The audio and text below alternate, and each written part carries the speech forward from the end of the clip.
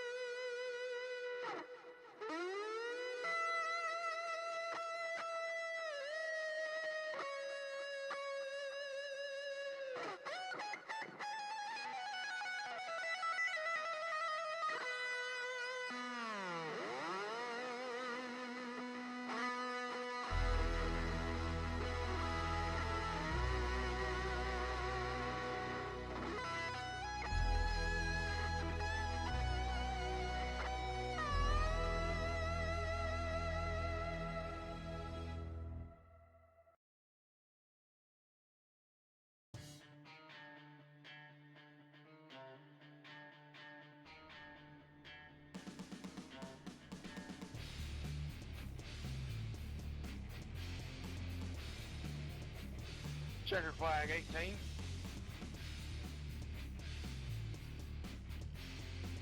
18. Got my lap. Yeah, you were blinking too bad for it to count it. Green flag 59.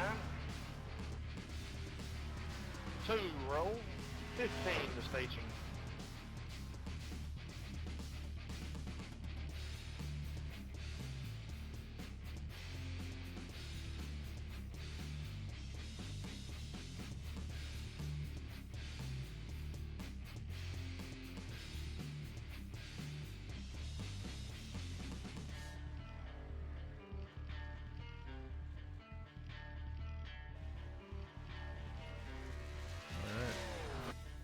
All right, ladies and gentlemen, we're live here tonight. Boy, I tell you what, we're about ready to get set here. Checker flag Get these things 59. rolling. And Monday Night Thunder, the Arca Series here, NMNTS. That's a mouthful, I have to say. And I want to appreciate all the viewers out there here tonight. So, 15 roll. Joe White up here in the booth, accompanied by Ryan W. Daniels. Ryan, how you doing, man? Oh man, I'm great. I am so excited to be back. It's been a little while since I was up here hanging out with you. It's been a couple of weeks, but between some issues at home and being on vacation for a week, I mean, I'm pumped up, man. I'm excited to call this race and might have a few surprises in this stream, perhaps, with possible winners tonight. Seeing some different names up at the front of the qualifying so far. Yeah, absolutely. Right now, qualifying events, as we always say here at the Monday Night Thunder. Flag 2. As you hear in the background, that's Michael Redding. That's race director here, folks, as he's going to let these cars fly around here. They do one by one. It's kind of unique to this league, and you'll see it 3 days a week. Flag 15. They'll do it here, but we're at the track that thinks it's a super speedway. That's Michigan International Speedway, where the Cup cars here, man, they get some massive speed. But we're in the K&N Arca car, whichever you want to call it. Not going to get the speed of what the Cup guys get, but they definitely will get some darn good speed here because this is a huge track. Yeah, it is. I mean, I'm riding on board right now with Bradley Wilson as he's setting his qualifying time. And when he went into turn 3 on this qualifying lap, Joey just went 190 miles an hour into turn 3. They're going to be upwards of 190 going into turn 1 on a normal lap. And that's not implementing draft into the effect either with these older style Cup cars. So it's definitely going to be interesting to see how these guys handle that speed. And you're right, this track, 2 Mile Speedway here in Michigan, basically the sister track to California or Auto Club Speedway, just a little bit more banking. It's definitely going to be a high speed, really fun race to watch and call, I think. Yeah, well, no, they're actually the same size. And they don't look like they're the same size, They don't, and I've always said that you and me have made this assessment before that certain tracks look bigger than others, but they are. They're both, in fact, exactly 2 miles long. The only thing that Michigan has to it, it has bigger banking on it. And I think it's got more speed, probably. A bit more speed because of the banking, yes, sir. Yeah, like I say, these Cup cars here, the normal Cup cars, these guys can get like 207 miles an hour before they have to back it down a turn. These guys are like hitting about a 195, like you say, before they hit that turn. Looking very, very good doing it. So, it's going to be interesting tonight. We're in qualifying right now. Austin M. Jones up front. Spence Thompson, the champ. Bradley P. Wilson right there. Mad Hoover. Austin Jones on your and you're going to see that name there, OSR Broadcasting. And time to go to the bathroom. I always get a little ill when I see OSR because OSR Network. And but that's old John T. Wimbush. And the reason his name is like that is because obviously everybody knows on Monday and Tuesday he helps me up here in the booth. I call those races for the Monday Night Thunder there also. And but tonight you got Ryan, and you're going to see our names, which will be like way down at the bottom. So you'll know that's us two. We'll always be. But they will both also be OSR Broadcast. Yeah, yeah, that's what I'm saying. Yeah, we'd be at the bottom down there. So, but I will say the names they gave us, Joe, makes you feel like a James Bond agent. 007, 008, 009. Yeah, that is true. That is true. I gotta get yeah. We're out here investigating. That's what it is. We're investigating, reporting, ladies and gentlemen, tonight. Michigan International Speedway, and I can take your mic is not on push to talk, right? Not at the moment, because if it is, I have so many new buttons set for when I've been live streaming that I don't know what buttons do what anymore. Right. So I don't want to set it to something and be talking in the simulator. Yeah. You're coming over the stream, that's why. That's why I say it. Yeah. Well, hang on. Let me make some adjustments here. Yeah, go make some adjustments there. Ryan's going to make some adjustments and pull up his pants while he's there. Michael, ladies and gentlemen, I'll tell you what, right now we're about to get set here tonight. Michigan International Speedway is going to be a good one here. For the Arca Series was John out there in the chat says, my name should be fixed. And there's Terry Perry Mason. Look at that. He's out there. Let's see where he's at so far. He's 13th, going to start here. Looking very good out here on this track. And just like everybody else here, it's going to be very interesting. Yeah, so, that was bad luck for me, man. It said I ran 39 through 20. I didn't hit anything, but apparently my connection was bad only during my qualifying lap. They're talking about a qualifying lap right now behind us, so I don't think qualifying's over with yet because I'm still showing about another 4 or 5 cars. Aiden, he's getting all hyped up for dirt. And I'm going to go ahead and tell you like this. I've told like this last week is you will see dirt on OSR Network, but it's not my primary thing because I am happy and appreciative of all the leagues that I'm doing. Racing Freaks on Saturday, which is a Cup Series. The USRL, which is a Truck Series, which just concluded tonight with a new champ, Donnie Lee. I want to congratulate him. Awesome racing. You can go back and check that out. But you might actually see some dirt in that, and obviously you will hear it the Monday night with the Arca Series, the Truck Series. They have dirt tracks. They won't be until around July or so. So you're going to see some dirt things there.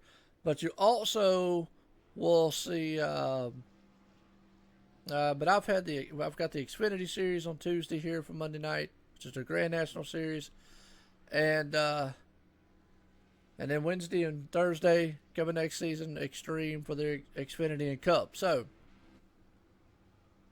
again, yes, you will see some dirt racing here at OSR Network, but I'm not going to sit and, hey, that's the only thing we're looking forward to. Everybody's excited for it. And yes, I will probably find a race or something to stream, but not going to be the only thing. But I think tonight we're done with qualifying. A little earlier than I thought. Wow, there was a few cars left. Well, I know, for example, Eric Tesh hit the wall on his lap. He had a lot of right side damage, so his time, obviously, because of the way iRacing works, was disallowed. So our top three qualifiers are going to be Austin Jones, Spence Thompson, and Bradley Wilson. Yeah, it is. Bradley Wilson looking very, very good here tonight. So, well, that said, it's going to run down here on the grid here. Austin M. Jones putting it on pole tonight here at Michigan International Speedway. Spence Thompson, the champ, right there in second. Bradley P. Wilson, third. Matt Hoover right there in fourth. And old John T. Wimmis, when it says OSR Broadcasting, in fifth. Doing very well here tonight. Corey Walters in sixth. Jason Alexander seventh. DJ Hargrove eighth, looking to bounce back on his season. Derek Robinson right there in ninth. And Craig Lerman right there in 10th. I was looking through this field here, Ryan. A lot of cars out here. Anybody's ball game tonight. Very fast track. Draft's going to play a factor. And handling probably could play a factor in here also. Oh, yeah, handling's definitely going to come into effect. I had the opportunity a little bit earlier to run some laps with these guys. Or not with these guys, but in a test session of my own, using these guys' conditions out on the track. And I found the car to be really smooth. It's definitely going to be a very momentum-based track tonight, but they were getting very tight as the run went on off of turns 2 and off of 4. But unlike other vehicles that I've driven here before, normally, Joe, when you get into that bottom lane, and you can attest to this, you tend to get a little bit loose up against that white line. I didn't really feel that in this particular car, so maybe that's something that iRacing has either adjusted with their new tire model, or it's just the way these cars handle at this particular track. Well, you know, they did do an update on the tire model for this car, and then obviously the Cup car's coming next week for their new model, so it's obviously going to change that car, and everybody's really excited about that because they're saying it's actually going to do a lot better and be very, very good. So, nonetheless, though, we're looking very good here tonight as, let me flip this thing over to race. We got 100 laps here at a monster track here tonight, Michigan International Speedway for the ARCA Series here. I still call them the Monday Night Thunder, guys, even though we're here on Sunday night as the cars are rolling off here to get set to run around here for one lap and then get the green flag here going and look very, very good doing it. So, Aiden Young out there. What's going on, Aiden? He says he got his D license, and I saw that on Facebook, got his driver's license nonetheless. So, he's very excited about that. He is, and it's all the more reason for me to stay off the road. Well, he's closer to you than he is me. I'm way down here in the south, so I don't have much to worry about there. You're lucky. You're very lucky. I know. Yeah. Well, I want to appreciate all the viewers. Joe White up here in the booth, OSR Network booth, and I'm up here accompanied by Ryan W. Daniels. He's been off the last couple of weeks, and you know, he's always off, but we'll pray for him. And we love old Ryan, man. We missed him being up here, man. It's been awesome, but this race is about to be awesome here tonight, Ryan. Yeah, it is, man. It's going to be a lot of fun. You know, we're seeing a lot of guys that we actually usually see up front starting out back tonight, too, as well. We've got the 31 of Andrew Cardinale and the 94 of Robbie Buckner going to round out the last row of the field. Yeah, I actually kind of seen a few guys there. His pace car's looking like it's going to take that hard left turn off on pit road here, Ryan. Seeing these machines are flying around this huge, huge track that to me looks like it deems itself as a super speedway with the speeds it is. So here we go. I call these machines, man, they're just a machine. So I ain't really come up with a term for them. They're kind of medium-sized monsters, I think that's what I'd say. But here we go, green flag in the air. 100 laps here tonight, man. Listen to them things storm across the line. Wow, they just thunder around there. I mean, that's just a sound of power, folks, coming around that line there. Love every minute of us. They are stacked up too wide. Now, one thing we didn't talk about, Ryan, is this is a multi-groove track here. Yeah, well, actually, we have a caution out. It is a multi-groove racetrack for sure, but right off the bat, big crash at the back with the 74 Jesse Mason involving the 94 as well. All right, well, let's go back here and check that out. You said the 74? Yes, sir. Right at the start-finish line, right at the green flag. 74, Jesse Mason. Well, you know, it is a multi-groove track. We just mentioned that, but it also can lead to a huge pile-ups and a huge wreck. So let's see what happens as we take this thing here for the green flag here tonight. See what we got going on. These cars thunder past us. Looking very good doing it. Man, I love watching these things. These cars look very good. I mean, that's all I got to say is, okay, the green flag's going. We're watching it. Oh, it looks like the 96 Eric Test just checked up. What happened is basically looks like, and I know you said you didn't want us to mention it, but Robbie Buckner involved. And he's had a couple weeks that have been really, really good. And then he had that 1 week that was really bad. But fired back and looking good. Now this week's not starting off the best. He was involved in that wreck right there. So, looked like that inside lane there, from what I could see, Ryan got stacked up and didn't go. Yeah, I'm gonna attest to that. It looked like the inside just didn't quite get going. 74 might have got a little bit of help right there, and just nothing nothing the 62 could do when you got a car just shoot across your nose like that. Or not the 62. I'm sorry, the 94 and the 31. The 62 did a good job of missing that, just happening to be right on the outside there. But definitely unfortunate for all three of those cars involved. Didn't even get a chance to turn a single lap. Made it about 10 yards, and that's hardly one fast repair used, unfortunately.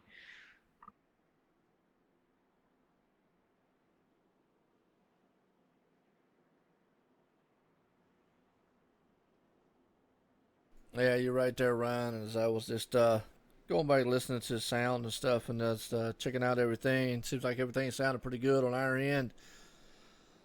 Want to make sure it's an enjoyable sound. I will say something.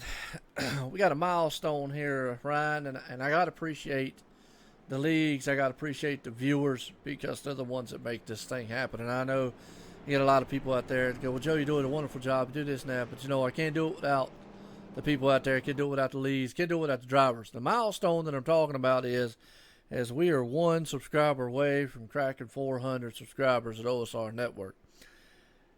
That's a tremendous feat in 5 months' time, going on 6 months. Can't do it without the support of each and every one of these leagues, the drivers, and the viewers out there. And I love each and every one of them. And I definitely can't do it without the support, man, of Ryan up here in the booth, Dustin up in the booth with me on Sunday, and John T. Wimmis up on the booth with me here. As you guys, man, have come up here and helped me out tremendously, and everyone else has come up here and helped me out. I thank you very much for that. So, it has been a ride, and I'm hoping that it keeps going up, and instead of down, down, down, and we'll just have to take it, and we'll go from there. So, I'm enjoying it, Ryan. Yeah, man, a lot to be thankful for, a lot to be enjoying up here with that. I mean, one subscriber away, and I'm sure by the end of this race we'll be over that subscriber mark with any amount of luck. So, but you can thank us all you want. It's you. I mean, say what you may, but you built OSR Network from the ground up. you've created all the overlays, you've done all the work to put us in this position to be able to have 400 people who can tune in and see what we do each and every week, and the leagues have definitely been a big part of that as well. But I mean, at the end of the day, it comes down to this originally was your YouTube channel, Big Daddy X05, and now it's OSR Network, and you definitely deserve it, man. It's awesome to see you be able to almost close to 500. That's half of 1,000 people almost subscribe to you. Well, that's outstanding. It is. It's a milestone, and like I say, I appreciate it. Don't ever think I'm not grateful for it, because I always say this, and I tell leagues out there this too. What's going on, Jim John? How you doing? Jim John 48. Wonder who that is. Anyways, what's going on out there? What's going on to all viewers? Just like I tell any of the leagues, just like you have success, man, it could all go away. So, with that said, I'm definitely very appreciative. And these guys out here, man, the Monday Night Thunder guys have been a heck of a league. We do all three of their series: Arca, Truck, and their Xfinity, which they call it Grand National. So, and they put on tremendous racing. Bradley Wilson and Michael Reddy and them guys and all the drivers here, man, they promote this thing like mad. And they get the people here to watch, and they love it each and every minute. So I love it. And tonight we're already going to see a great one. Even though we're under caution early, these guys are about to put on a tremendous show here at Michigan International Speedway, Ryan. Yeah, they are. It's coming to the restart here as these guys are entering turn 3. And, you talk about the promotion of this league and how much work they put behind it, with whether it is the Sunday night division, the Birdie's Construction, Monday Night Thunder for their trucks, or their Grand Nationals on Tuesday. These guys bust their butts to make this league as good as they can. And it's really a pleasure for you and me to be able to call races for them as well. Absolutely, and I tell you what, let's ride along here with Bradley P. Wilson. He's sitting in the 3rd spot right now. Pace car takes that hard left turn off on pit road. He's going to send these machines a flying. Austin M. Jones is going to take the wolf pack he's got on the back end of that car. AC Delco spark plug machine. The champ, Spence Thompson there, but door to door, Matt Hoover says, look, I'm bringing Birdsey Construction to the front, and Bradley P. Wilson. So he's riding along in the turn number 1, looking very good right now. Yes, they are. A good battle right there up at the front. They're going to get single file by the time they come out of turn 2. Looking at the back of the pack, a couple of cars getting pretty close together near the back of the field, but everybody gets it through turn 1 and 2 clean there. And as we're seeing a battle now for the 5th spot, the 12 car of Corey Walters and John Wimbish starting to battle there for the trying to get back in the top 5. Absolutely, and until we get a wide shot here, you got that. Look at that, John T. Wimbish right there in the 6th spot battling with Corey Walters.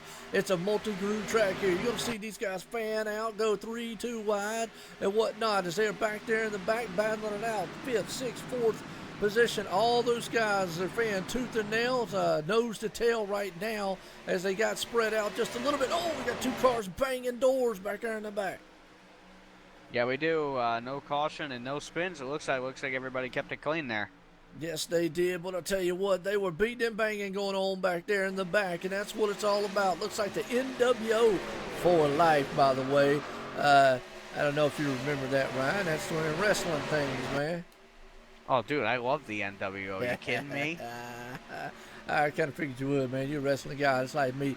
But look at these guys. These guys are wrestling the metal around this track here tonight. As we look back here about in the 13th, 14th spot, Kenneth Yance, Mr. Motor Sim Racing Magazine himself back there with William L. Smith, Blake Phelan right there, the Coffee Folgers machine right behind them. They're looking very, very good. You got Castro Coffee and Mr. Motor Sim. What a duo coming up through you. But look out. Look at that 75 machine. I think that was a 75. Boy, he fired it on the inside. And then the 9. Wow, Ryan, look at these guys. Boy, they're doing moves out here. Yeah, man, this track is, like I said earlier, it felt real smooth. Definitely looking like that's the track settings these guys got. They're able to drive it into these corners, holding it nice and deep. You know, these guys got in multiple grooves, like you said, top of the track, bottom of the track, everywhere seems to be working, and everybody looks to be handling pretty good. I mean, unless they're just tight and I'm not seeing it, these guys look like these cars are handling really nice right now. Yes, they are right there, and they're fanned out tooth and I don't know where to go. We got action, man, the front, middle, back here. I'm looking at the pack back here around 14, 15 spot up front there. I see they're battling two by two, side by side. They're 2 by 2 back here for the 14th, 15th spot. Daniel B. Hill and the 9th place, and the number 9 machine right there in the 14th spot. He's got William L. Smith on the outside. They are side by side, battling off down at the turn number 1, Ryan. Looking very good here. We got a lot of side by side racing going on here. Yeah, we do. Whether it's all the way up at the front or all the way at the back, these guys are battling every which way. But I'll tell you who isn't battling. It's up at the front. It's Spence Thompson. He's starting to try to run away with this here. The champ. The champ has passed Austin M. Jones and the 13 of Matt Hoover. Spence looking to lead the lap here as he's actually the 2's going to get a run on him as they come back to the start-finish line. Yeah, he does right there. Austin M. Jones looking very good. But I'm looking at this pack back here for 10th, 11th, or actually like 9th, 10th, 11th, 12th. They are side by side, nose to tail battling it out. They're nose to tail up front battling it out. They're 2 by 2 in the back here battling it out. I don't know which way to go because these guys are throwing these cars around here. They must feel very, very good right now in order for these guys to look this good. Right now, 11th place spot, Kenneth Yance. That's Mr. Motor Sim Racing himself. He's looking on the inside there to try it. Well, he's in a hard. Well, excuse me, I'm right behind him. Look at those guys behind him there, Ryan. 3 wide. Yeah, 3, probably going to be close to 4 wide by the time they get down to turn 1. I mean, these guys are all over the place battling, and they are going to go 4 wide. What a move. Someone's going to have to give there. I don't know if that's going to hold going to the corner, and thankfully one of them does. That was close there. Holy cow, you're right. These guys, man, are throwing caution to the wind early on. We don't know if it's just a good setup in the car, just the track feels just that darn good. We know these cars are very, very good on the long style or short style run. Matter of fact, heck, they feel good pretty much about every run. It's just the older style Cup car. It has a good package up underneath it. We know that Iracing's done an update on the tire model to this car. So, right now, maybe that's what we're seeing as we're riding along here with Daniel B. Hill, because these guys back here are putting on a show, folks. They are doing nothing but just swapping positions, man, faster than I can get doggone swapping my socks out in the morning. And I'll tell you something, Joe. I was always about to steal your phrase. I'll tell you what. While we were focusing on the back of the pack, up at the front, the 89, the 13, and the 2 were battling. That 3-car battle for the lead has now become a 5-car battle. Spence Thompson getting away, but our buddy up here, John T. Wimbish, and the 15 of Bradley Wilson have reeled in the top runners, and now they're trying to put their name in to try to get up in the top 3, or maybe even trying to get to the lead as well. Yeah, it is. The champ's out front right now. It's got a half-second lead over Birdie's Construction. Matt Hoover right there. Austin M. Jones trying to hold on, but you just said it. And the number 4 spot right there, the number 15 of Bradley P. Wilson. He got DuPont all over the place trying to paint a picture out here tonight, saying, look, fellas, I am the man out here. I've had a bad, rough start to the season, but don't count out old John T. Wimbish. Now, the reason we call him that is because, well, that's actually his name, folks, even though it does say in the 008 machine, it is showing OSR broadcasting, and the reason it's showing that is, well, he broadcasts with me on the Monday and Tuesday nights here, and that's just kind of the name, and it hasn't been changed, but that is John T. Wimbish out there in that machine. So he's wheeling JBL around here. And that's JBL audio, by the way. And, well, I tell you, he's looking to sing a tune. He's playing a jam out here, and his jam is put the pedal to the metal and take this thing to the front. He was very excited this past week, Ryan, about this race because he said this was a good track for him. Yes, he did. I can concur to that statement. He definitely was excited to run this race here at Michigan. Really felt like he'd be able to compete up front, and he hasn't disappointed yet. Keeping that 008 car up in the 5th spot right now. Been there the majority of the races. He's got the battle for second, almost 3 deep right in front of him here as they come off of turn 2. These guys are battling hard in front of him. Now, the only person that really likes what he's seeing in front of him is Spence Thompson. Absolutely. Because he's looking in that mirror, and with all these guys battling, he's just going to keep pulling away. Yeah, absolutely. You're right. But look at that, man. John T. Wimbish on the outside there. The number 2 machine of Austin M. Jones. He's looking to try to take that 4th spot away. Actually, excuse me, that'd be the 3rd spot there. He has to fall back in line. Actually, excuse me, that was Bradley P. Wilson on the outside there. John's just kind of being patient behind him and calculated on his move and trying to say, okay, what do I need to do here? But it is a 3-car battle up front here, folks, and these guys are getting it done. Now, a little bit further back here in the pack, as we're spread out a little bit. That's what we thought would happen here, but even being spread out, you've got Kenneth Yance, the 72 machine, and then right behind him, there was William L. Smith and Daniel B. Hill. Those guys have been battling it hard back there also. Yes, they have. Just good battles everywhere right now. I mean, these guys, yeah, it is getting spread out, but what we're seeing is a lot of groups. You're seeing the front 5 all pretty close together. A little bit of a gap back to the 6th place car there, and then small, obviously another distant ways back there to, the 24 and the 5 car. But then behind him, David Levine leads a group of almost about 10 to 12 cars as the 59 of David Levine and Kenneth Yance are battling now stay in the top 10. Yeah, they are. That's old David. He's trying to bounce back, re-energize his season. Didn't start off the way he wanted to, but hey, he had a stellar week last week, and he's trying to cap that off with another one here. Now, look. Oh, I like what's on Eric Tesh's old machine. Piggly Wiggly. We got a couple of those here, man, in North Carolina. They're over near the coast. You ought to know about those because they're mostly up north. They are? You don't know Piggly Wiggly? Nope. Really? It's the pig, man. I don't know. It looks like Porky Pig on his car. And it looks like he's going to actually tip the back of the 26. Eric's going to scrape the wall. Oh, he came close. We watched it right there. Piggly Wiggly, come on, man. Look it up. Well, I'll definitely have to take your word on that. We're actually, while we're talking about sponsors, you mentioned that NWO car before being driven by DJ Hargrove. Yep. Kind of interesting to note here. I'm such a big fan of the NWO that my original race team on Grand Theft Auto with the league that I started there with a buddy of mine years ago was Wolfpack Racing. Yeah, and man. that was spelled P-A-C, not pack like a backpack, because of how much of a fan I was, and our team colors were red, black, and white. For life. For life, yeah, man. Exactly, man. Yeah. That was like the coolest team we ever had. That is awesome. Well, I tell you what. That's right, man. Adam Little knows what Piggly Wiggly is. Big on the pig, man. He knows. He's got it. Heck yeah. Man, Piggly Wiggly's cool little stores, and they're mostly over on the coast side for me.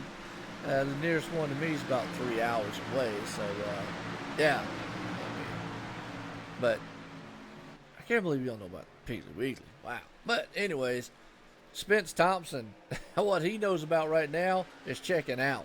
He has got his own zip code going on up there, and it's awesome. And he's right now almost got a second lead over Austin M. Jones, who's got a little lead over Matt Hoover. And old John T. Wimmer's still right there in the 4th spot. He got by Bradley P. Wilson. But, man, look at the battle going on back here in the back. Yeah, a lot of good cars side by side further back in the field here. As you're saying, we've got, let me try to find where y'all are. Yeah, back here about the 12th, 13th spot. Yeah, 43 looking to the inside of David Levine there. That's Craig Learman trying to make that pass. And behind them, side by side as well, we've got the 818 of Derek Robinson and the 25 of William Smith. They are also side by side in a good battle. Well, I don't know, Adam. Adams wants to know, man, if William Smith looks like he added an extra scoop.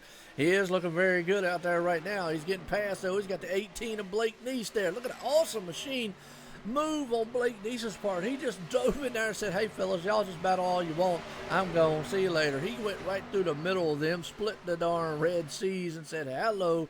What's going on, Michelle, out there? I saw you out there. Silver Dollar. I know I'm going to mispronounce this one, but Goveg K, is that right? Govig K? Govig or Goveg? I don't know. Anyway, I said Govig. I don't know. Govig? Okay. Govig. I don't know. Anyways, they'll correct us. they always do. Awesome battling, though, right now, Ryan. These guys, man, I knew they was going to put on a show here. This track represents this kind of racing here so far. I want to appreciate all the viewers out there. And You know, again, I want to make a note here that tonight is the Disabled Veterans Arca Series. I did find out they do have a title sponsor here. I need to get an updated banner here for from Bradley and them. But man, these guys, man, they're putting it to the wind back here in the back. They're staying just 2 wide, side by side, 3 wide sometimes at all. Yeah. Oh, just Christy. That's better. I like that. Hello, Christy. How you doing? That makes it easier for me too, because that just means I don't have to remind you of what it is every time you try to pronounce it. Well, you don't know what it is either. So there. Ha. Hey, I'll tell you, we were talking about a battle up here before. How about this now? We got John Wimbish, who is now past the 13 of Matt Hoover. He has worked his way into third, and it is now a 4-car battle for that third spot, while Austin Jones and Spence Thompson are starting to run away with it. But while all this is going on with all that battling, Corey Walters has pulled his way up there as well now. He was well back of that group. Yeah, that number 12 machine, Corey Walters right there. And I'm still watching the battle back here, Terry Perry Mason at 75, because every one of these cars back here, man, they are just nose to tail, side by side, swapping positions left and right. And I like out there that, I like how IU said that. Well, hello, Just Christy. How are you? Well, we want to welcome Christy either way. And maybe who might we ask is your favorite out here on the out here on the track? Who's Brad's wife? Wait, see, I've been reading about that. I don't want to get off subject off the race, but I've been reading about something about Cracker Barrel, but they got good pancakes, I know that. I have no idea. I don't either. I read about it on Facebook. I'll read about it later. But anyways, right now, what I'm reading about is these guys putting on a tremendous show. Look at that 3 wide back there in the back behind old Terry Mason. Bless Blake fell on. Darren Scandinero. Is that right? Scandariato. Scandinero. Hey, I was close. Yeah, you're good. Yeah, close enough. Well, it's getting pretty close there. Yeah, hey, we're getting a lot better with all these. A lot of foreign names in here, and I apologize. I tried to do the best I can. Like I say, I'm from the South, and that kind of stumbles over me right here, so I don't know. You're from the South, and you're talking to a guy who passed English in high school with a D-, okay? So don't feel bad, man. Hey, man, yeah, look, I barely passed it, but either way. Oh, wow. Okay, look, Christy, it's Kenneth Janss's. Well, I about read that wrong. And I apologize. I about said it's Kenneth Janss's boyfriend. She is the girlfriend of Kenneth Janss. So, that is awesome because, man, I'm going to tell you what. That man, let me ask you a question. What do you feed that boy? Because he is wide open day in and day out. It is awesome the energy he brings. And right now, bringing a lot of darn energy as he's scooped up there in the top 10 and 7th spot and is slowly but surely picking his way to the front. Yeah, speaking of moving their way to the front, while we were talking, I happened to just be watching that front group. There was a battle going on. The number 2 of Austin Jones went into turn 1 a couple laps ago and actually hit the wall. He has since been passed by the 008 of John Wimbish for second, and now is actually falling back into the clutches of Matt Hoover, Corey Walters, and Bradley Wilson. Well, you're right. We're sitting up here watching that and watching a heck of a battle going on here. Oh, John T. Wimbish is slowly reeling in the champ. And Adam asked, how do you feel the language that you speak? Well, that's easy. You just don't learn how to speak it very well. Yeah, so not every one of us is highly educated. We just kind of have to wing it every once we can. So he is a carnivore, but my vegetarianism is rubbing off on him. He's a carnivore, but my vegetarianism is rubbing off on him. All right, well, see, there you go. Perfect example. I can't read either, but you know, hey. That's why I failed. That's why I failed English. You understand why it is that now I pride myself on being able to read big words. Oh, Lord. Well, you know what? And that's why I married a very smart wife. She's very smart. So that way, you know what? Then just ask her. and I'm good. But back to the action here, Ryan. I'm gonna tell you, Corey Walters was on the move. Hey, I wouldn't even so much, we're talking about Corey Walters and guys like that. How about this? Blake Neese. I'm sorry, I'm trying to take a look. I just saw somebody who was creeping up on the back of this front group that I hadn't seen yet, and it might have actually been a lap car, and that might be my own fault. What's that? Oh, no it wasn't. I apologize. It's Eric Tesh. Started 21st, yeah. didn't set a qualifying time, and he's already worked his way up to 7th in the first 32 laps. We know what we call him, Iceman from the Netherlands, and you know what? I even know it's pronounced Netherlands, but I like Netherlands either way. It sounds better. But so I'm gonna stick with Netherlands. So all you politically correct, gotta have it the right way, people. Netherlands, there you go. Me, he's Iceman for the Netherlands, and he loves it. Eric Tesh out here doing what he does in the Piggly Wiggly Pig machine, man. I'm going to tell you, he changed it up on us. He usually has the hooligan guys out there. Now he done changed out and swapped the hooligans, man, for a bunch of pigs, and he's bringing bacon to the front. He's going to have a party. He is definitely out there cooking, man, on all cylinders tonight as he's in 7th spot. But right there got Mr. Motor Sim Racing Magazine himself and Blake Neese right behind him as they are door to door battling it out. But can Eric Tesh, he does what he does, Ryan. Slowly but surely he brings it to the front. Before it's over with, he'll be there. And you want to talk about someone who's actually bringing it to the front. I keep looking back at the front, and I'm just kind of watching Spence Thompson, the way he's getting around here. Spence, we know he's the champ, and he's doing really, really well. I don't know if it's because the number 008 was saving his stuff or what he's done, but when I last checked up here, he was about 2.5 seconds back. That was about 3 or 4 laps ago. He's now cut into that lead that the 89 had, and he's dragging the number 12 along with him. Both John Wimbish and Corey Walters are now within 2 seconds of Spence Thompson, and John himself is only about 1.5 seconds back. Yeah, well, right now, yeah, you were talking about it there, 1.5 seconds back right there. Corey Walters is trying to run down the Mr. OSR broadcast man himself, John T. Wimbish out there, looking very good in the 008 machine. Would have been fitting if he'd have got the 007. That would have been kind of cool. But I'm 007.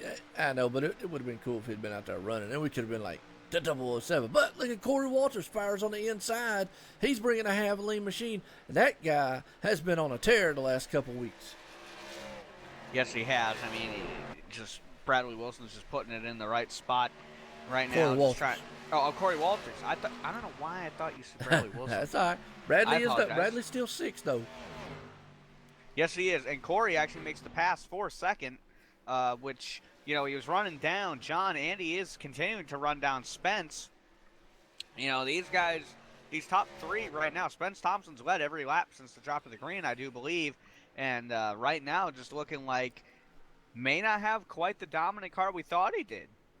Well, long runs, and I tell you, some guys are just better on the long runs, and we are definitely on a very, very long run here tonight as we're at Michigan International Speedway, folks, here for the Disabled Veterans Arca Series here. And a very good race. These guys are just, he's got to put on a show. That's all it is to it. They're putting on a heck of a show. And what's going on, Jim Jones? How you doing, man, out there? I want to appreciate all the viewers. I always say it 1,000,000 times in a darn broadcast. And Silver Dollar is Mr. Excitement. Is that Tyler? Silver Dollar? I have no idea. Well, he said Mr. Excitement. I know I called Mr. Excitement Tyler on the Truck Series, which I don't see Tyler in the field tonight, by the way. Yeah, I have not seen Tyler Justice here this evening. I'm assuming that would be the general consensus there, is that Silver Dollar is trying to let us know that he is Mr. Excitement. I am not positive on that, though. Well, we got a shout out here for number 27 there, Justin Eisenhower. So we'll get a shot of him. He's in the Juicy Fruit. Well, I like Juicy Fruit. That's good chewing gum right there. Yes, it is. Yes, it is. The only problem is I end up chewing the whole darn pack. Loses its flavor too quickly, too. It does. That's why you end up chewing the whole pack. Then you got like Yeah. a big wad. It looks like you're chewing tobacco. And he's coming into pits. I think we're going to see green flag stops. I would agree. I mean, we got to be close to that time. It's 40 laps here. We know the regular Cup cars here can probably do around 40, somewhere around 45. So a little bit smaller fuel tank in these older Cup cars. Yep. Definitely looking like these guys are going to have to start coming in. As we're also talking about coming in, the 12 of Corey Walters has reeled in Spence Thompson. It's down to 0.3 of a second, and he's going to pass him. Yeah, he is. He's going to pass him here for sure. He's going to get by him by the time they get to turn 1, or at least be side by side. A good run on that number 12 machine. That it's showing, though. I would say that's what you're going to be looking at here. The 12 appears to be very, very good on the extreme long run. When they get to the end of a tire cycle, the 89 might be pretty good on the initial run. So this is going to be a good battle with these two once they have to come into pit, because is the 12 going to continue to get away from Spence, or will Spence Thompson be able to retake the lead and run away with it again like he did early on? Yeah, absolutely. You got Haviland Motor Oil versus the AC Delco spark plug machine out there. You got two-man motor machines going at it. And right behind him, you got JBL. He's trying to thump his way to the front, bringing a beat along with him, folks. I tell you, it is a heck of a race. Matt Hoover right there in fourth. He's got Birdie's Construction on the side of that machine, and he's saying, look, fellas, I'm about to daggum build me something very, very fast out here, and you won't see it coming until late in the race. And he's going to try to make that happen, as he's looking very good. Austin M. Jones currently sitting right there in the 5th spot. So, got a lot of good runners up front here, Ryan, and looking very good. And we go back there to old Kenneth Yance. He's still right there in 9th. And Eric Test and his Piggly Wiggly machine. I get a kick out of that. That's kind of cool. He's still right there in 7th. Hasn't really made up much ground, and looks like he's coming into pits. Yeah, it looks like 72 is going to head for that pit lane here. He is coming in now. Wait a minute. No, he didn't. Yes, he did. But no, Eric Tesh did not come into the pits, but he got oh, wait a minute. My bad. William L. Smith and them went by him, and William L. Smith and them had on newer tires. My bad. I thought there for a second. There's the way it looked was he was coming into the pits because he dove down the inside there and let the cars go by him. Oh, well, I thought you would ask me Kenneth Yance. I was reporting on him pitting. I apologize.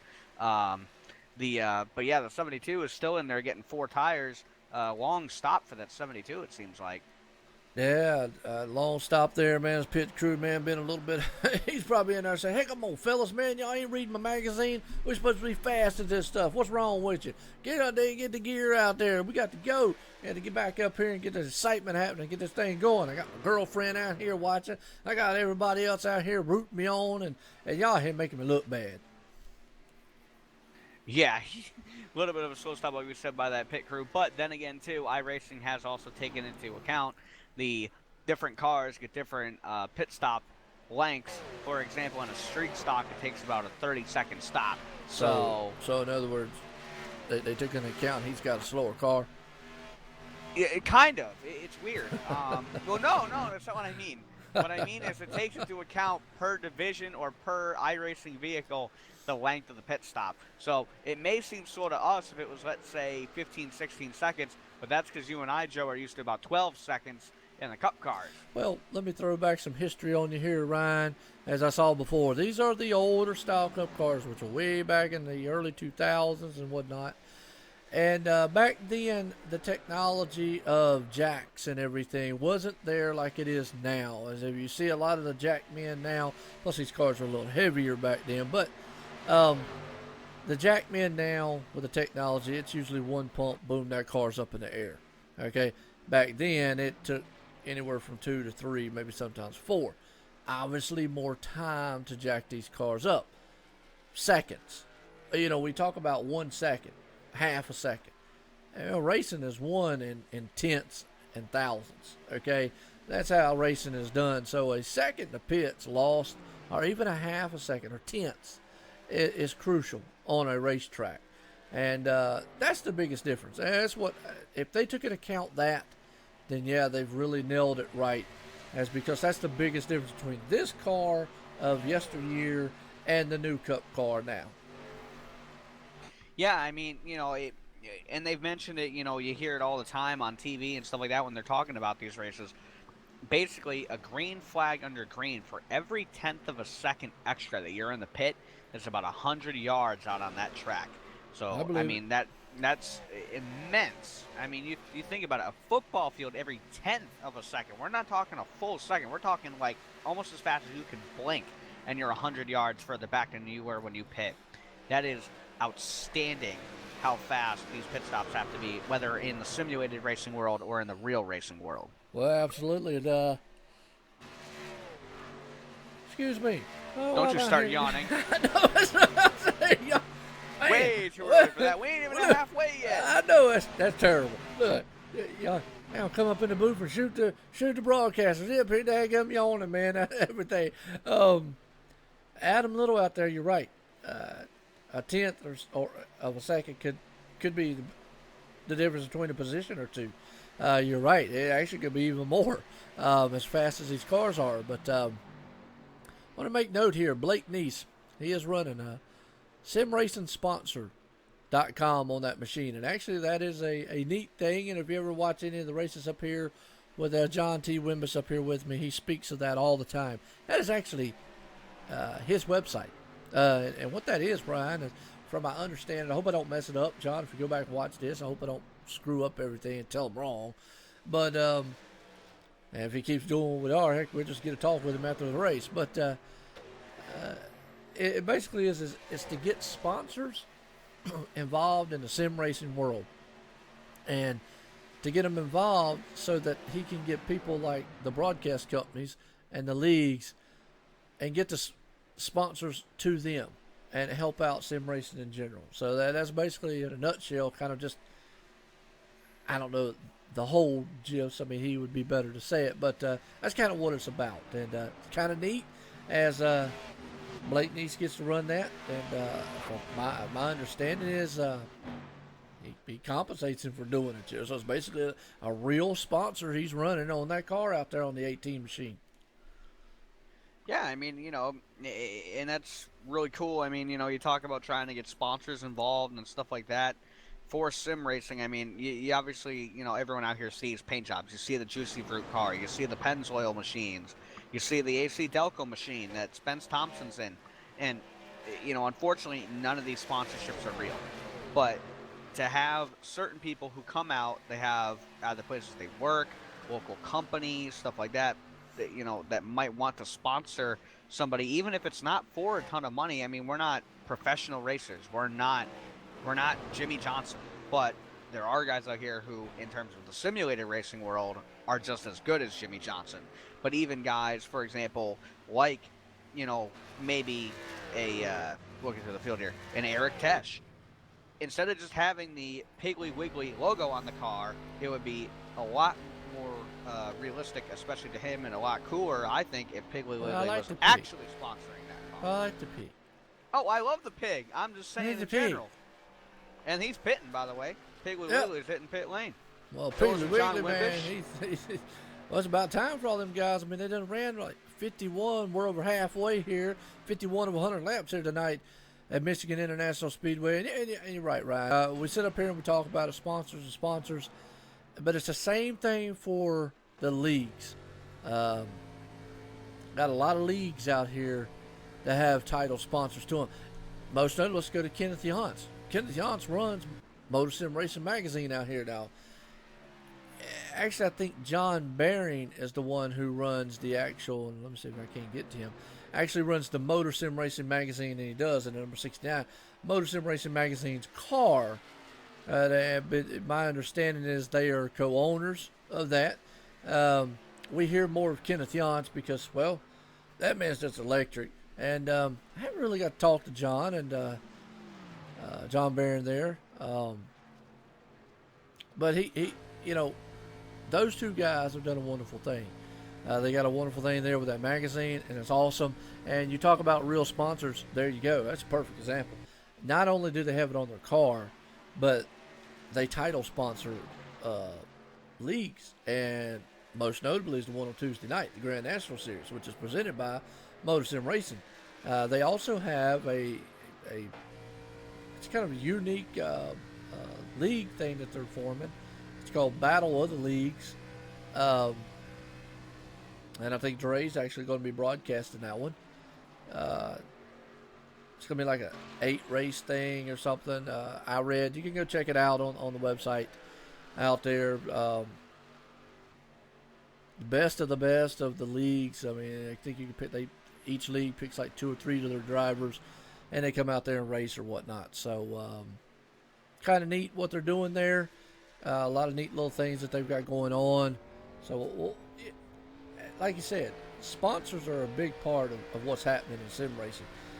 And, most notably, I know we sit and we talk about this a lot, but sim racing in general, you got to look. It's more than just iRacing. Don't get me wrong.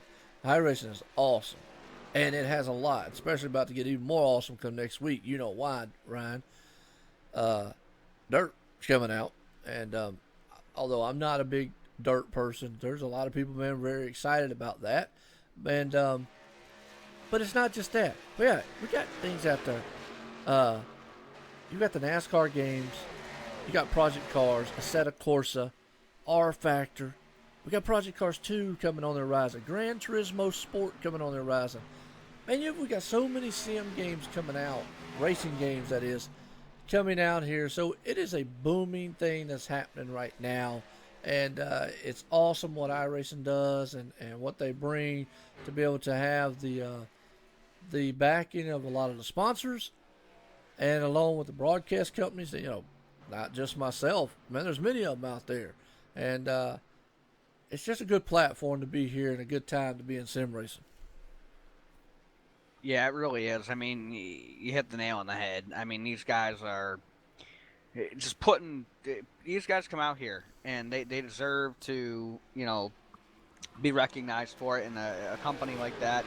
Or a website like that to try to gain sponsorship, not just for the drivers but for leagues in general too, really would help some of these people cut costs too, because again, none of this is free. None of what we do on here is free. It costs a lot of money, not just to race on here, but to run a league, to purchase the cars. It doesn't cost anything to maintain vehicles on iRacing, but to obtain all of them is very costly. Yeah, I've been fortunate enough to get all the oval tracks, but there's a lot of road ones out there. Yeah, I mean, just a lot of stuff. So we're on the green flag racing here tonight, but on the green flag pit stops also. That's why you're seeing the running order being jockeyed around a lot right now. Daniel Beal and the man out front. Been a very, very good race here so far. Very patient. A lot of hard racing going on out here.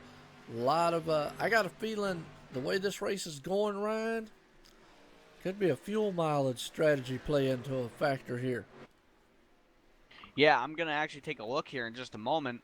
Try to take a look and see if I can't figure out how long some of these guys went now, because obviously there was a lot of guys who stayed out even longer.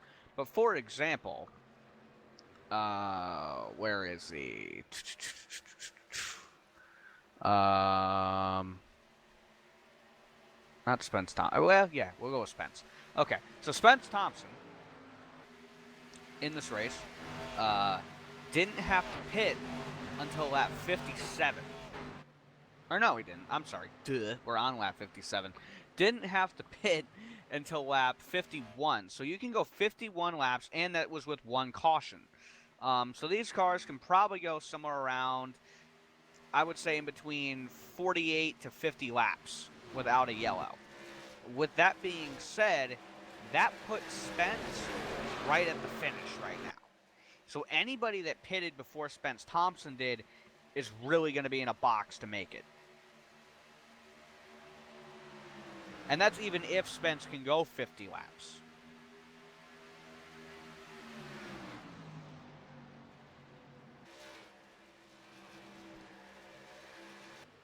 Right. That's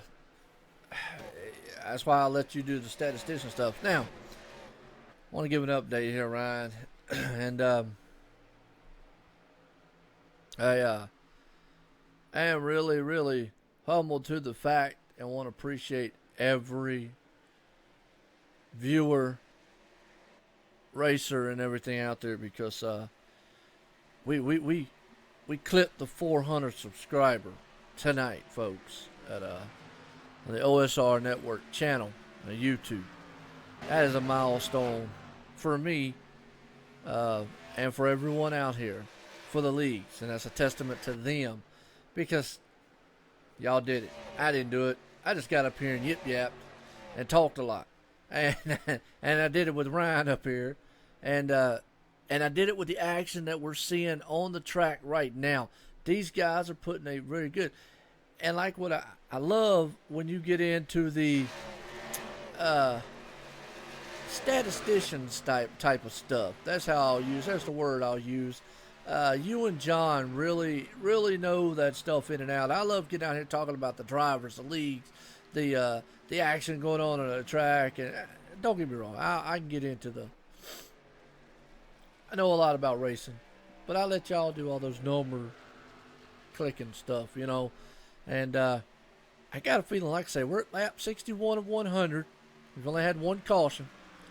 And I'm not saying it's going to go green the rest of the way, but the way the pace is going right now, and at what pace we're going on and the spread out as this field is, it could come down to a fuel mileage run here of somebody taking a gamble on a very last pit stop.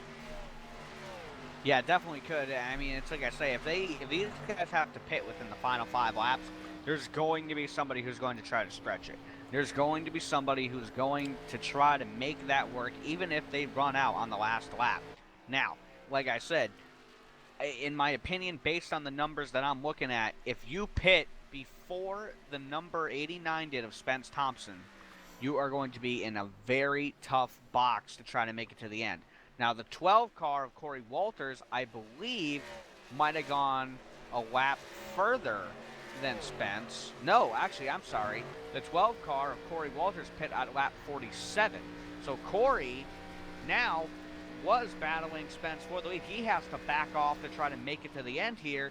And I do want to give an update. I just noticed it's very unfortunate for the number 008 of John Wimbish speeding when he exited the pits under his stop. Went from third place, a lap down, stuck in 23rd.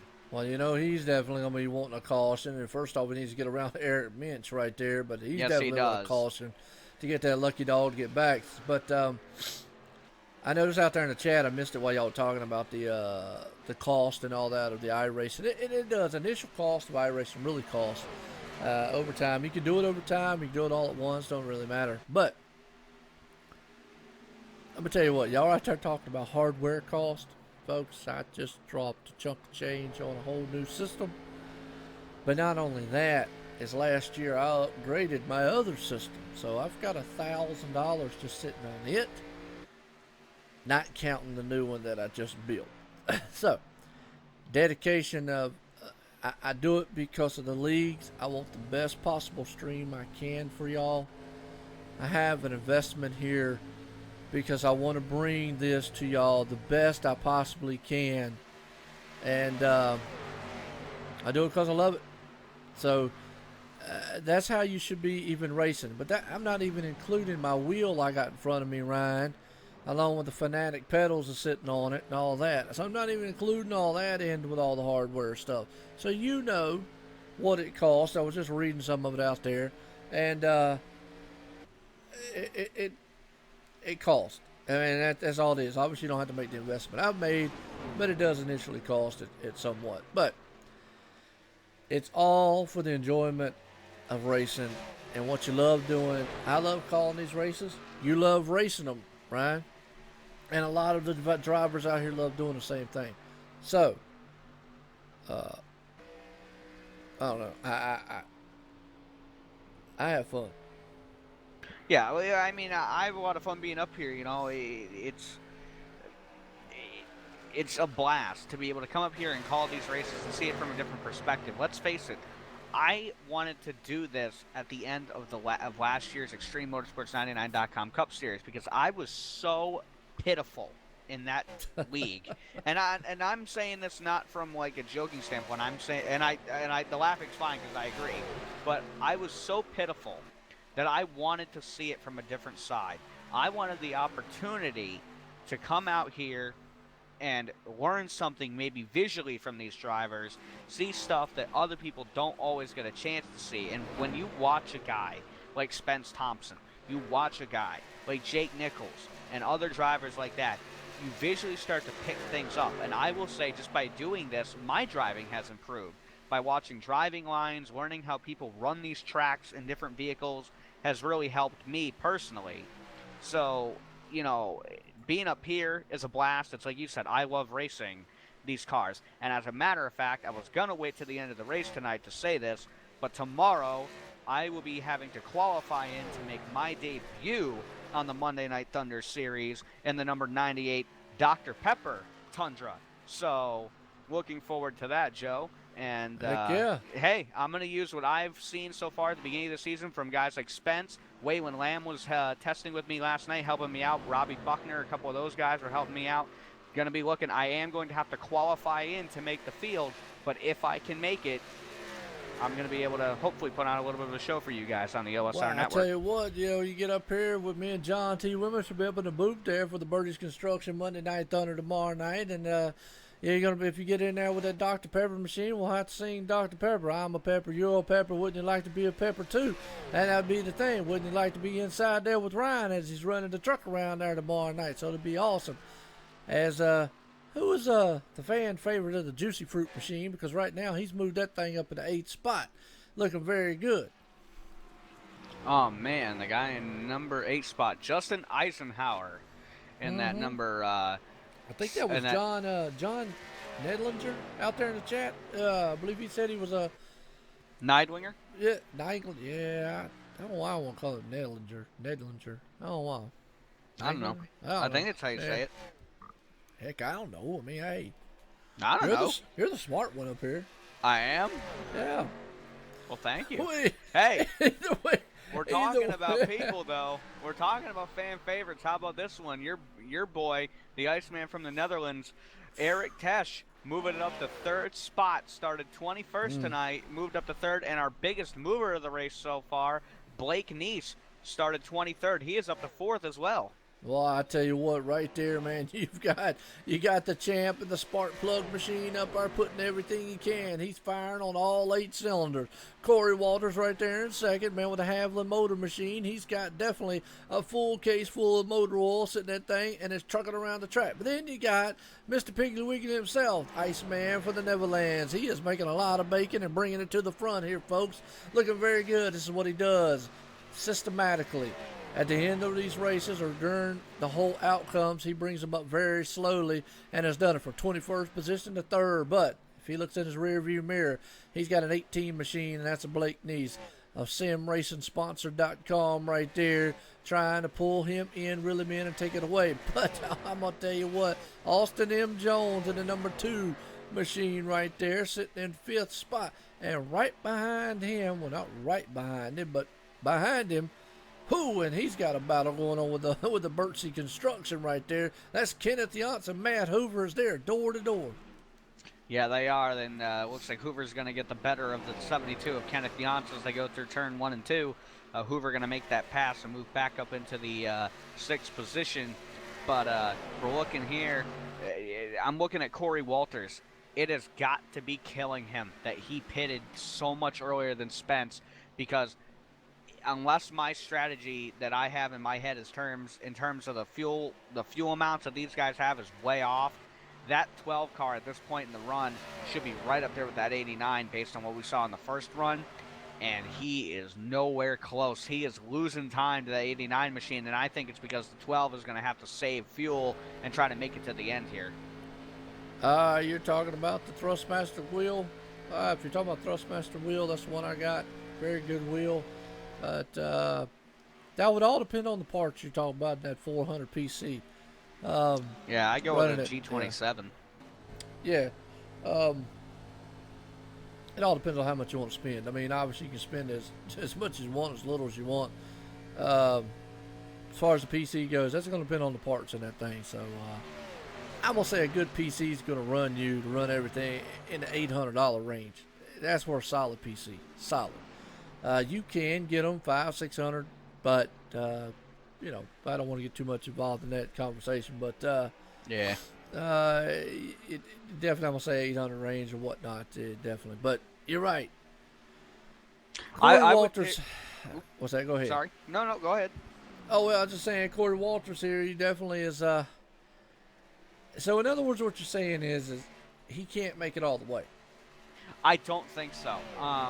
Unless there's just something that I'm missing. Well, he's only took one pit stop. Yes, and based on what Spence Thompson did with the caution, he went 51 laps and had to get fuel. Okay. With that caution and not having to use any fuel, like just assuming that the 89 had it in fourth gear, he was cutting his engine right away to make it as far as he could only go 51 laps under green, or right under 51 laps under green. Okay. There is no way with the 12 pitting as early as he did before lap 50 that he can make it to the end, either without pitting or he's going to have to keep laying back. Yeah. Well, all the front runners have only pitted once, so you're right when your assumption there, and it's going to be a gamble. I will tell you this: riding on the inside of Eric Tesh right now, he is feathering that throttle going through the turns. So he could be in fuel saving mode. A lot of these guys might be. So let's look at the lap times. Okay. Right now, last lap, Spence Thompson ran a 41.35. And I tell you what, me and John the other night got in the same scenario race. And, boy, this is what we talked about the whole entire time. Was fuel strategy. And it was some strategy played there, Ryan. Awesome. But lap times. Spence last lap was a 41.5. Corey Walters, 41.516. A little bit faster. Eric Tesh, 41.4. So he's gaining on him. And 41.5 Blake Neese, 41.3 Austin M, and Matt Hoover 41.3. But I'm telling you, I gotta look back here. They're running those cars awful hard. I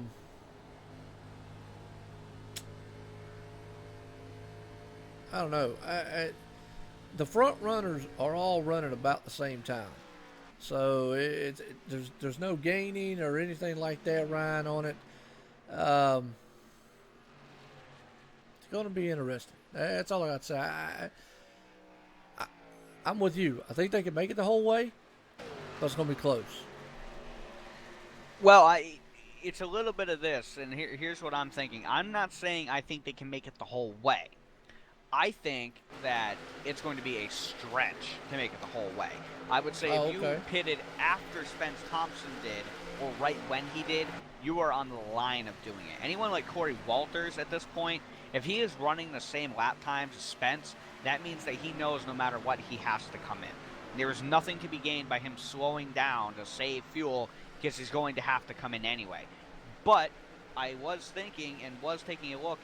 By my count, even under green, they ran less than 49 laps. So even where Spence Thompson pit now, I have changed my mind. Spence can't make it. Unless Spence started saving fuel right now, he'll never make it.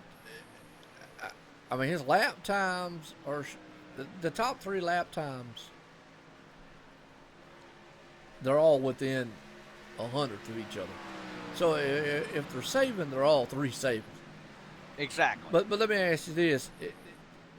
If you're that close and you're Spence up front, do you gamble and stay out and try it? I mean, only if it's down to about a lap. But what I'm looking at in terms of, just because my knowledge of how far these cars can go, and I'm not saying anyone knows any less than me. What I'm saying is just by what I'm assuming and by what I'm looking at in terms of when they had to stop. Well, we got green flags pit stops happening right now. Kenneth Johnson, yeah. Some of them are going in. Exactly. Well, what I'm thinking is I was just about to say, guys like Kenneth Jans are going to have to come in right now if they want to have a shot to win this, because they need to short pit, get out on new tires while all these guys are running out on old ones and make up time. A guy like Spence Thompson with the lead he has, he is going to run it until it is dry, and then he is going to pit. Let me throw this at you there, Ryan. You see these guys short pitting. If you're leading, why wouldn't you just go ahead short pit and then just be done with it? Is that another option? Well, it also depends if these guys announce they're coming in. Like, for example, because in Iracing, the chat, you can choose to speak up and say, hey, for example, 72, Kenneth Yon's pitting this time. Right. If Kenneth doesn't say anything and no one catches it, except for maybe the guy behind him, the leader has no idea. Now Kenneth is out there on fresh tires while the leader's on 30-lap old ones. He's going to start making up time. So, yes, you can definitely short pit and continue to do it. But as the leader, there are gains to be made. And if you pit a lap before somebody and you make a mistake or anything like that and you're in Spence Thompson's position and that guy behind you pits the next lap and you made even the smallest mistake, you have had no time to make that mistake up. Well, I'm going to tell you what. It's a 2.7 second gap there. Eric Tess is running down the 12 of Corey Walters. If those two front run, and I got to bet, by the way Eric Tess is running down Corey Walters, he's not going to put up much of a fight, because I guarantee that 12 car is trying to conserve as much fuel as it can. I could be off and wrong, but with that said, let's take a quick commercial break here, because man, it's been exciting so far from Michigan International Speedway folks here for the Disabled Veterans Arca Series tonight, as it's going to come down to an interesting strategy of a race. So we'll be right back after these words.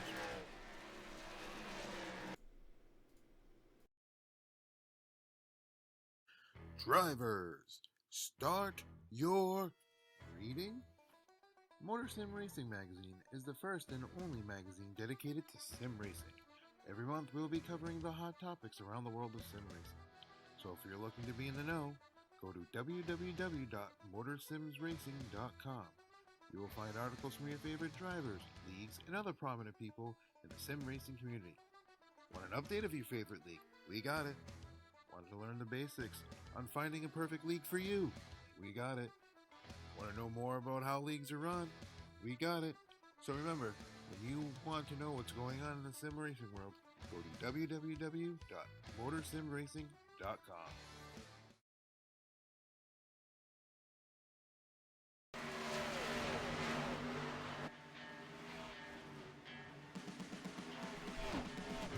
All right, we're back here, and I tell you what, it's going to be interesting, folks, as we're live here. Joe White up here in the booth, OSR Network, and I'm here accompanied by Ryan W. Daniels. And Ryan, right now, look at Eric Tess pulling right up on the back deck lid of that number 12, looking like he's going to make the pass on him as he goes off on the inside there, and this leaves me to believe that that 12 is going to try to stretch this thing. Can he stretch it that far?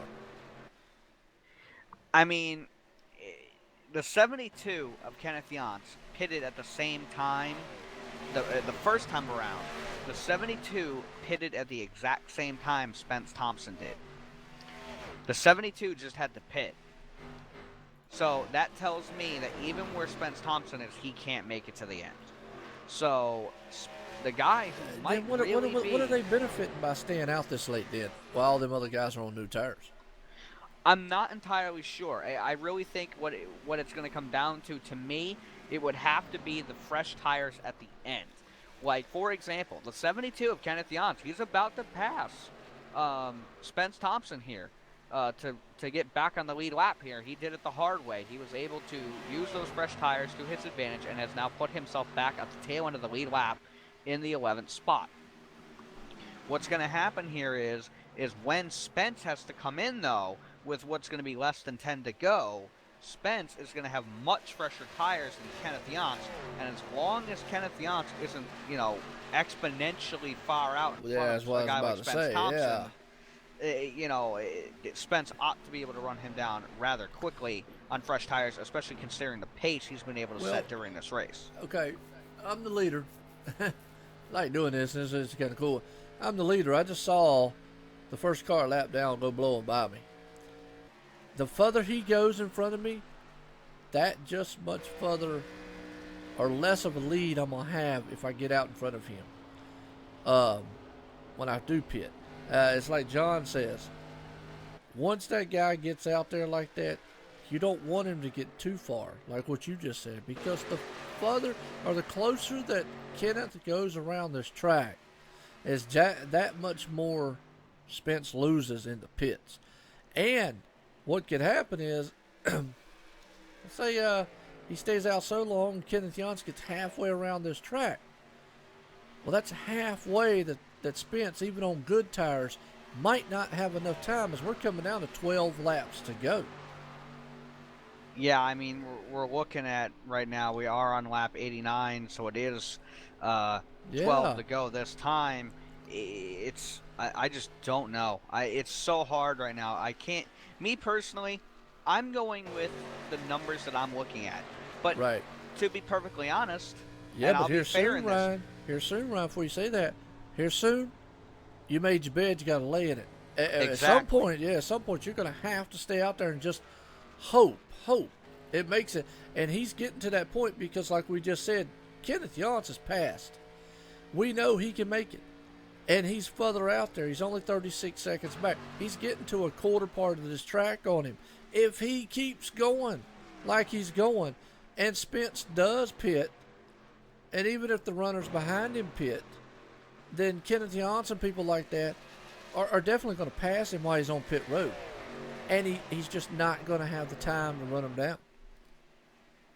Yeah, I agree 100%. And what I was going to get at before was, I don't know for a fact that these guys were out of gas when they pitted at whatever lap they did. They could have very well had a couple laps left in the tank and may have just had to pit for tires.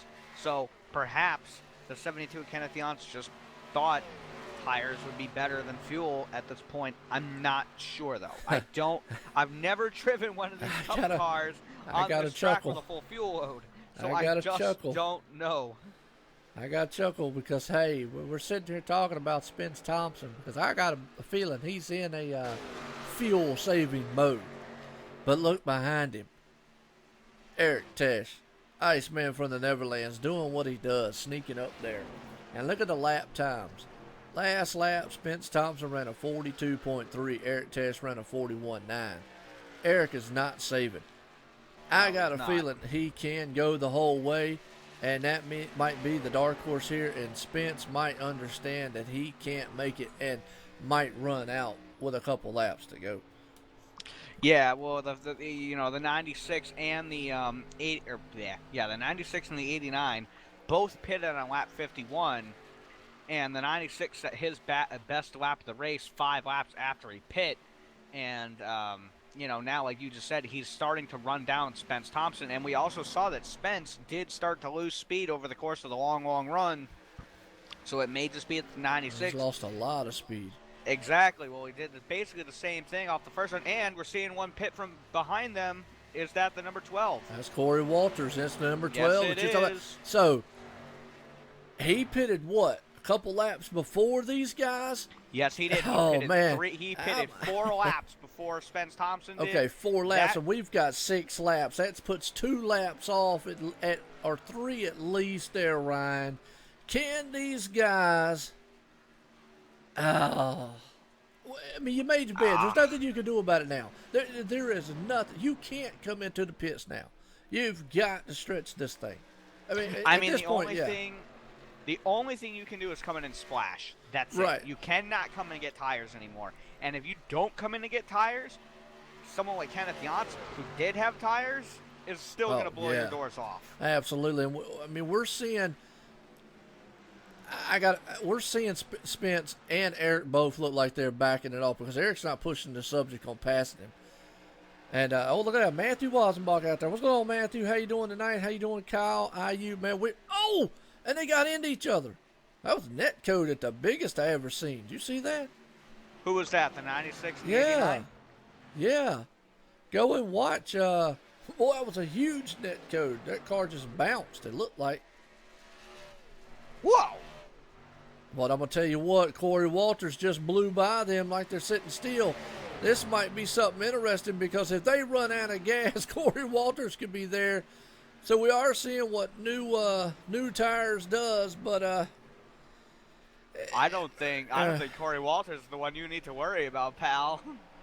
Which one we got to worry about?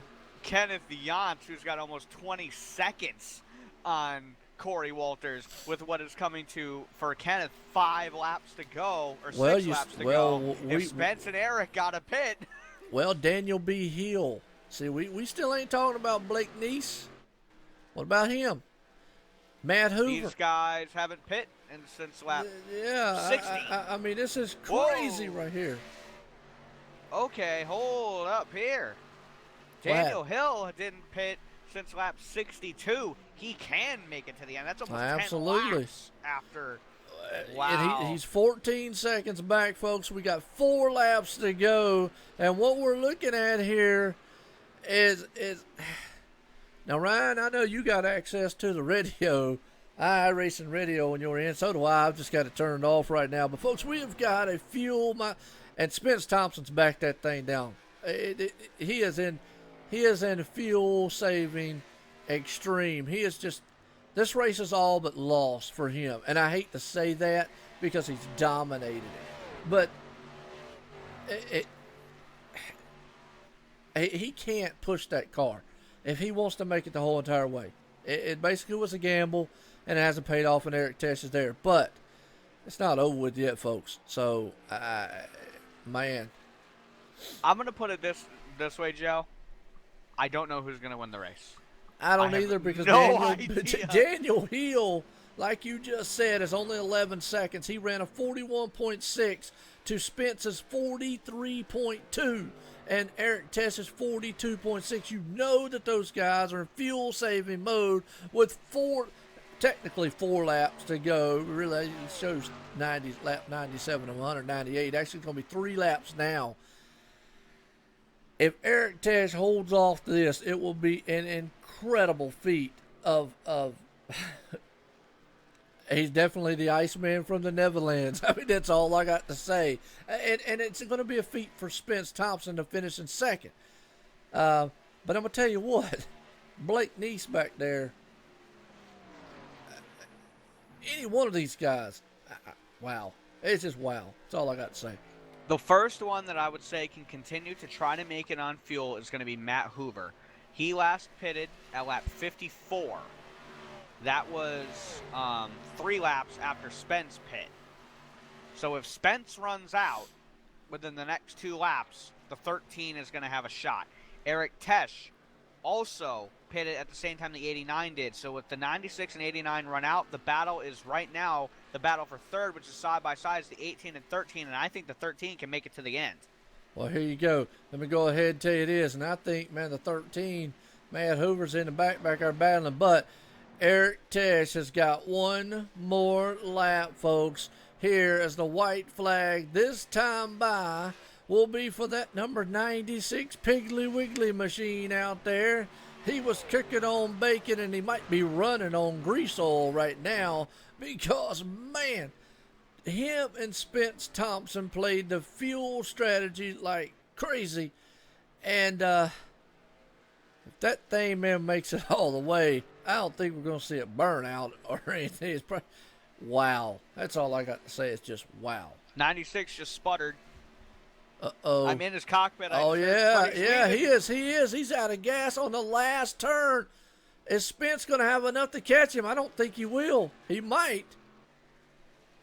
Holy cow, he's out of gas. Spence Thompson's coming here and coming very, very fast, but he ain't going to have enough as he held on to win this race. Holy cow. He ran it out of gas, folks, on the last lap. Man, you want to talk about that was awesome. And Matt they're Hoover, both out. They are both out of fuel. Spence Thompson, Eric you want to talk, man, we're going on a beach trip with them guys. They'll save us a lot of money, man, on fuel because that was, they're both out of gas. They're just coasting at this point. Wow. That's all I can say. You have got to be kidding me. We call him the Iceman for a reason, but we also call Spence Thompson the champ. Those two guys put on a remarkable number 9 machine. He's going to look to try to push him, but Eric's still coasting. But, man, wow. And I'm going to report on this. The 18 of Blake Neese took the white flag in the 3rd position. He came home 6th, 14 seconds out of the lead. lost 3 spots to Matt Hoover, Alston Jones, and Daniel Hill, and is out of gas. So Blake Dees came where?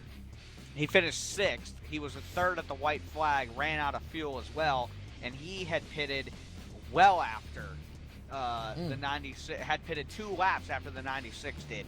So the 96 Well, and the wait a 89 minute, did 96 a still doing a fantastic burnout, job. so he ain't totally out. Yeah, 96 did a whale of a job saving fuel. Yeah, he sputtered though.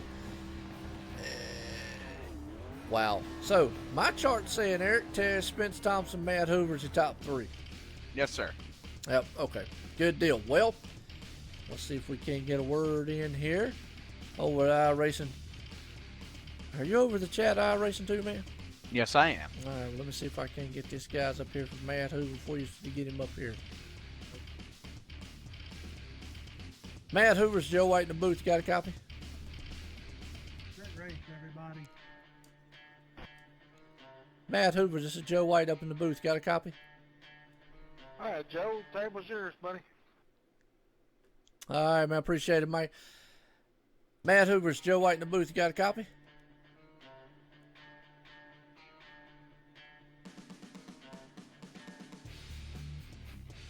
I think Matt ran out, man. He ran out of gas and had to go get him some refreshments. Matt Hoover's Joe White in the booth. You got a copy? Take a little check on Joe, Rick. Can they hear me? No, they can't. We cannot No, hear they- you over the racing chat. Need me to bring him in here? Bring him in here. I can hear y'all, but I don't know why you can't hear me. Oh, Do Okay. you have your mic button changed? no. It should still be the same. But either way, bring him in TeamSpeak. You got him in TeamSpeak, right? Yeah, I'm fixed to bring here. All right, yeah, go ahead. Well, folks, that's Michael Redding, by the way, in here to chat with us. So we're going to get a chat here with old Matt Hoover right fast. And then we're going to chat up with old Matt Hoover and Spence Thompson go to TeamSpeak for your interview. All right, Matt For some Hoover's reason, in Joe can't do here. it in here. All right, 10-4. Matt Hoover's Joe White in the booth. You got a copy? Got you, Joe. What's going on, bud? All right, Ryan, there you go, man. All right, Matt. We saw you start this race up at the front there in that number 13 machine. You started 4th. You finished 3rd. Did you have anything in the tank there at the end? We saw it was a lot of fuel mileage there coming down to the end. Did you think you were saving enough in the 13 to try to get that win? You know, I don't know. I think I burned off a little too much chasing Spence down on the first run. And then I tried to save a little bit more on that second run. And I felt like I was climbing a little bit, but the last 10 laps just kind of seemed to even out. And realized I wasn't going to catch anybody else. Well, you definitely put in a strong effort in that number 13 Birdie's Construction Chevy. Is there anybody out there you want to thank for a really good run here of 3rd place at Michigan? I do. I want to. I want to thank every single person out there today for their great driving. I mean, we had one caution in 100 laps, and I want to give kudos to Eric. I didn't even know where he came from. I had no idea the Iceman from the Netherlands was up front the entire time. I thought it was Spence and Corey, and this guy just comes out of nowhere every race, it seems like. So I want to give kudos and congratulations to him. All right. Well, we thank you, Matt, for coming up here and talking with us, and hope to catch you up here in the podium very soon. Thanks, guys. All right, Ryan. Well, I'll tell you what. I'll let you run down there, man. For our 2nd place, man, the champ, Spence Thompson, is waiting for you right down there to get an interview with him tonight. All right, and you're right. I've caught up down here with Spence Thompson. Spence, you've led the most laps tonight, ran the heck out of that number 89 AC Delco machine. Just looked like maybe the tires were beating you up a little bit there at the very end of the race. Did you have anything for the 96 at the end of the race there? No, man. Pretty much at that point, the tires were just kind of burned out, man. This one was definitely a heartbreaker for us today, man. We really thought we had the car to win today, but Eric once again shows why he's the Iceman, dude. I mean, that guy drives a heck of a race everywhere we go, and I gotta just give my props to him right there. It was a good job and good run at the end by him. And this one was a heartbreaker though for us today. We let it get away from us. We didn't really conserve quite enough of the tires on that last run like we had hoped for. Now, was it down to just the tires, or were you also having to conserve fuel late in the run? Because me and Joe were about pulling both of our hair out up here trying to figure out what the fuel mileage was for you guys and trying to figure out if you guys were even going to make it on fuel to the end. Oh no, man, we were, in terms of fuel mileage, the fuel mileage was great all day long. We had already kind of inked out the strategy with the team cars there earlier on in the day, so we were on the track until the checkered flag flew in terms of fuel mileage. But like I was talking about, we didn't save nearly enough tires as that 96 did there today. He did a good job, like I said, but just got to give a big thanks to all the WFO Motorsports guys. They always do a good job bringing great race cars, and we really wanted this one today. Like I said, it felt like it just got away from us there at the end. We probably used up a little bit more of the tires than we would have liked to, but we're still definitely happy to come home second today, though. All right, well, we congratulate you on bringing home that second spot. I know you wanted that win for sure, but definitely cool to see be able to bring it home in second and just save enough tires to stay in second spot there. But I'm going to thank you for coming up here and talking with us, and hope to talk to you again very soon. Joe, going to let you run down and talk to the leaders, my friend. Yeah, Winner, my friend. It's all right. Well, I'm gonna hop in my little cart and ride it on down there to Victory Lane, man. It's because I'm gonna tell you what, the Piggly Wiggly machine was cooking on some bacon tonight, as that thing looked awesome out there. And like they said, we call him Iceman from the Neverlands for a reason. He came out of nowhere, just like the other two competitors said. Don't know where he came from. But Eric Test, the winner tonight, Michigan International Speedway here at the Arca Series for the Monday Night Thunder. Eric Test, Joe White and Boots, you got a copy? Yes, Joe, I got you loud and clear. All right, Eric, I tell you what, you're over there way early in the morning where you're at, but I tell you what, you broke out the Piggly Wiggly machine. I know what that is. Got a few of those over on our coast side here, stores and whatnot. Awesome chain of stores. So surprising that you broke out that machine, and my wife would probably go crazy if she saw it too, because she loves that brand. But anyways, man, a tremendous thing. Like me and Ryan, like Ryan said a minute ago, we were up here racking our brain on fuel mileage there at the end, thinking, can these two cats go the entire way on fuel? Or like, and then what Spence just said, it was all about the tires. But how in the world?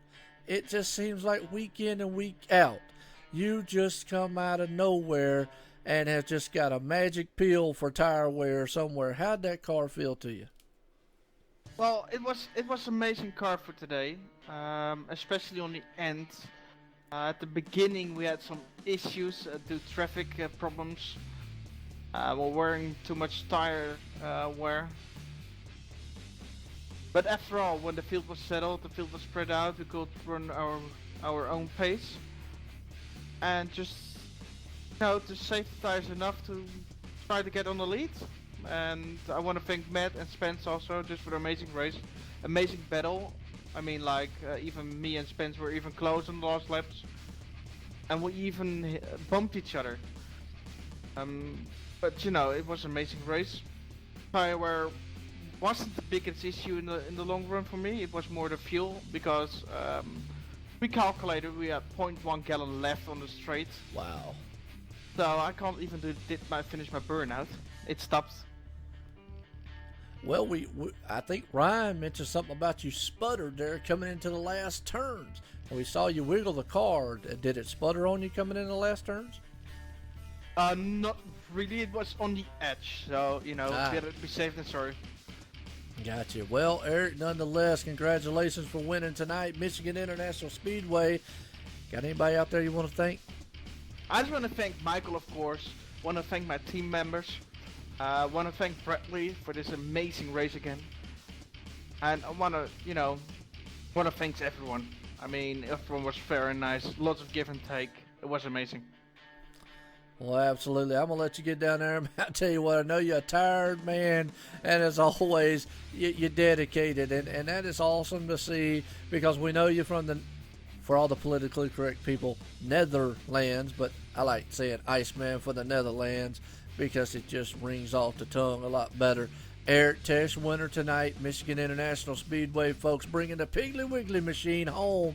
The 96 here for the Disabled Veterans Arca Series here tonight. Monday Night Thunder. Ryan, I tell you what, before we close in out here, let's go through the running order here tonight. Results: Eric Tesh, Iceman for the Netherlands, brings it home in first. Spence Thompson, the champ, in second. Matt Hoover and the Birdie's Construction Machine in third. Austin M. Jones in fourth. Daniel B. Hill fifth. Blake Neese right there coming home strong in sixth. Booker Bradley P. Wilson, the owner, brought it up in here in seventh. Craig Lerman in eighth. Kenneth Yoss, Mr. Motor Sim Racing Magazine himself there in ninth. Good finish for him. William L. Smith rounds out the top 10. Yeah, Corey Walters brought it home 11th there. Terry Mason 12th. Josh Freeman in the number 26 machine brought it home 13th. Darren Scandariato got it home in the 14th spot, one lap down. Derek Robinson 15th. Jason Alexander in 16th, Justin Eisenhower in 17th, David Heiza in 18th, John T. Wimbish, after that speeding penalty, got it home in 19th, and Eric Minch rounds out the top 20. Yeah, and David A. Levine right there in 21st. John Barron in 22nd. He's the other Mr. Motor Sim Racing Magazine fella. The DJ Hargrove 23rd. Blake Fallon right there 24th. And then Blake. Yeah, Blaine Fallon and then Blake Fallon in 25th, and Jesse Mason in 26th. Robbie Buckner, man, had a rough day today. And back in 27th, Andrew Cannelli right there in 28th. And then that rounds out the field because the rest of them are us here. But nonetheless here, Ryan, as we close out tonight, man, it came down to some strategy play here, which was just very, very awesome. And we loved it, as we thought it was more of fuel mileage. Maybe it was more for Eric, like he said, tires for Spence, fuel for Eric. So, got any closing words here, Ryan? No, great race tonight. Was awesome to see these guys. Like Eric Tesh said, he hit it right on the head. Lots of give and take. Only the one caution right at the very start of the race. The rest of it, essentially, was a completely green flag event. You know, it came down to, at least we thought, fuel strategy, tire conservation. Both played key factors in who won this race. You know, just a lot of fun to get up here and call. We saw good action all the way through the field, basically the entire race. And I can't wait to be down there tomorrow racing with these guys in that truck. I'm going to be doing everything I can to put that 98 machine in the field. So I'm ready to roll.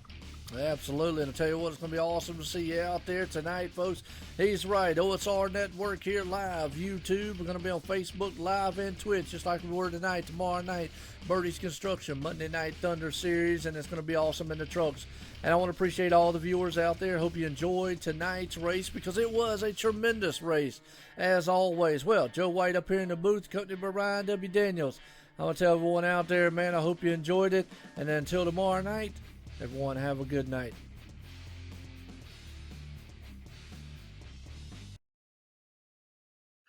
Drivers, start your reading.